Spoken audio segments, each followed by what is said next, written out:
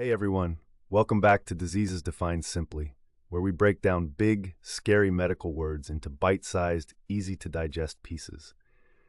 Today we're diving into a condition that has a name as long as the traffic jams it causes in your body, atherosclerosis.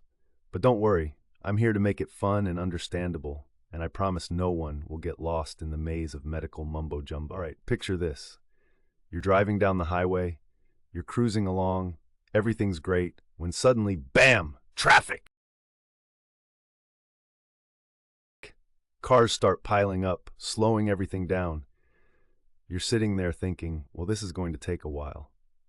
Now imagine that same situation happening inside your body, but instead of cars, it's your blood cells trying to get through. That, my friends, is basically what atherosclerosis is. Okay, let's get a little more technical, just a little. Atherosclerosis is when your arteries, which are like highways for blood, start to get clogged up. And what's causing this blood traffic jam? Well, it's a sticky, fatty substance called plaque. Plaque is like the junk food of the artery world, full of fats, cholesterol, and some other unwanted goodies. So over time, this plaque sticks to the walls of your arteries and makes the space smaller and smaller. Eventually, your blood's like, "Excuse me, can I get through here?" And the artery's like, "Nope, it's full." And when blood can't flow like it should, it can cause all kinds of problems, like heart attacks, strokes, or high blood pressure. Basically, all the things we really don't want on our life's to-do list. But let's back up a little. You might be wondering, what causes this traffic jam to begin with? Where does this plaque even come from? Well, like most messy situations, it's not just one thing, it's a bunch of stuff that builds up over time. Let's look at some of the top causes. Number 1, high cholesterol. You know that bacon cheeseburger you had last weekend? Well, your arteries might remember it too. Cholesterol is a type of fat in your blood, and too much of the bad kind, LDL, can start building up in those artery walls. Number 2, smoking. Yup, cigarettes are bad news for more than just your lungs. Smoking damages the lining of your arteries, which makes it easier for plaque to stick. It's like the arteries have a stickier surface for the gunk to grab onto.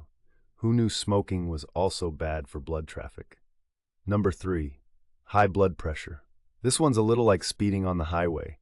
If your blood pressure is too high, it's like forcing blood to speed through the arteries, and that can damage the walls. And when there's damage, plaque takes that as an invitation to move in. And finally, poor diet and lack of exercise. If you're a couch potato, your arteries might start looking like couch potatoes too.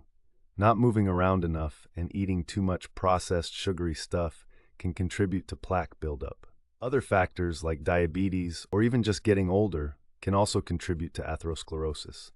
So it's kind of like when you leave food in the back of your fridge for too long, stuff starts to build up, and it's not good for anyone involved. So to sum it up, atherosclerosis is when the highways in your body, also known as arteries, get clogged up with plaque.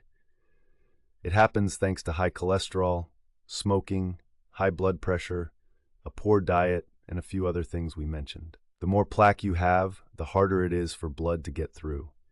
And when that blood can't get where it's going, your heart or brain can be in serious trouble. But don't panic. Awareness is the first step. You've just learned a ton about atherosclerosis, and that's a big deal. Now you can drive your life with a little more knowledge and maybe make some pit stops along the way to keep those arteries flowing smoothly.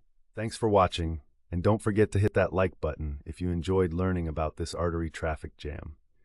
Subscribe for more easy-to-understand health info, and as always, stay healthy, stay curious, and keep your blood flowing.